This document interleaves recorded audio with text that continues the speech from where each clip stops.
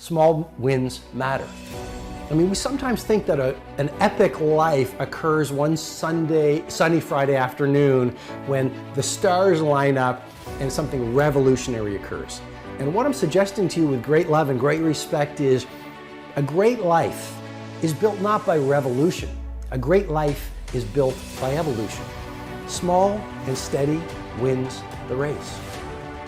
What you do every day is far more important than what you do once every decade. I want you to really think about that idea. What you do every day is simply your life in miniature. And as you live every single day, so you're crafting your life. What you do over the next hours is really building your future. And if you can just get, and I can just get every single pocket of 24 hours right as best as we humanly can, the rest of our life is going to take care of itself. So small wins matter. You know, the moment in front of the customer where the pull was to go average and you become merchant of wow sets you up for the next day of a way of being of wow. The little win with your family when you feel like watching TV sets you up for another win the next day. A little win of getting up at 5 o'clock and running your morning routine sets you up for a habit of a 5 a.m. club morning routine. Small daily improvements over time will lead you to stunning results. Tiny wins are the way to greatness. And that's one of the things life has taught me. When you look at the great companies, whether it's an Amazon, whether it's some of the tech startups coming out right now, whether it's a Zappos, whether it's a FedEx, whether it's a Nike, whether it's a General Electric, whether it's some of the little shops in your neighborhood that we really admire because people still cook the food with love, or they serve the food with love, or people have an attention to detail. Great companies are built by those small, steady optimizations every single day. If you look at any great product, it wasn't just one day that built the great product. It was a culture and a mindset of daily innovation and optimization when done consistently over time, which led to world class. Even relationships. A great relationship, it's all about those small daily wins when done consistently leads to a lifetime of love. I was walking in the woods last week and there was an elderly couple walking in front of me, and they really stood out because they were moving fast. And they were also they had these ski poles. And so this is the autumn in my hometown, and they were walking with these ski poles. And so I sort of joked as I walked by them because pretty much only the three of us in this deep forest. And I said, "You're missing the snow." And they sort of laughed, and we actually walked for about half an hour. And we started going pretty deep. And they said to me, "We've been married 52 years." And I said, 52 years, what's your secret? And the woman says, "Well, I've had to put up with a lot," which made me laugh. And then it was all about the little, small, daily things they did to foster a lifetime. Nothing fails like success. You're successful, maybe it's in your health, maybe it's in your finances, maybe it's in your career, maybe it's in your family life, maybe it's in the way that you show up in the world. Awesome. You're in a really vulnerable place right now. It is one thing to be successful. It is another thing to sustain success over the coming decades. Is that not a powerful idea? I mean, let's go to the entertainment industry.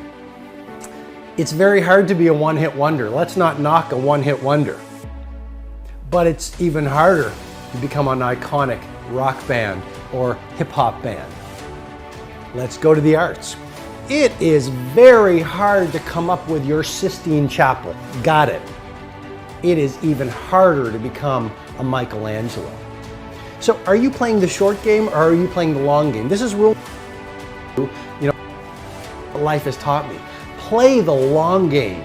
Aim for legendary. Don't just say, "I want to be world class in my dominant pursuit for a little window of time." Say, "I want to have the guts and the grit and the acumen and the mindset and the capability and the commitment to create enduring success." And that's why I say nothing fails like success. You look at the restaurant that is hot in your neighborhood right now. They're on the path to obsolescence if they're not really careful. Sure, they went from a little neighborhood shop that made beautiful pasta, that had great service, that had the owner on the floor, shaking your hand, getting to know your name. Then they got written up in the magazines, and then they got interviewed, and then word of mouth spread like wildfire. And what happened? They became arrogant. You see, success can be so toxic. And it happens, it is such a pull on every human being. It just plays with your mind. And you literally shift from humility to arrogance. You shift from humility to arrogance. And once the arrogance sets in a mindset, it starts to populate every other person on the team, every other person in the culture, every other person in the community. And it is a very short fall from success to irrelevance. So lesson number 2 is nothing fails like success. As you become more successful, become more humble. As you become more successful, work even harder. As you become more successful, care even more about your product. As you become more successful, learn even more. I invite you, when you are the titan of your industry, be sitting in the room with 18-year-olds beginning their game. When you are the icon of your field, be the person who is up not at 5 o'clock anymore. Let's play at 4 o'clock, reading, listening to the podcast, writing in your journals, setting your goals, focusing on your intentions. As you become more successful, be more humble. As you become more successful, be even more punctual. As you become more successful, become even more passionate. As you become older, become even younger. Yesterday I was walking on the street and I met this man in his 80s. He had said, "Robin, I finally retired." He's probably close to 90.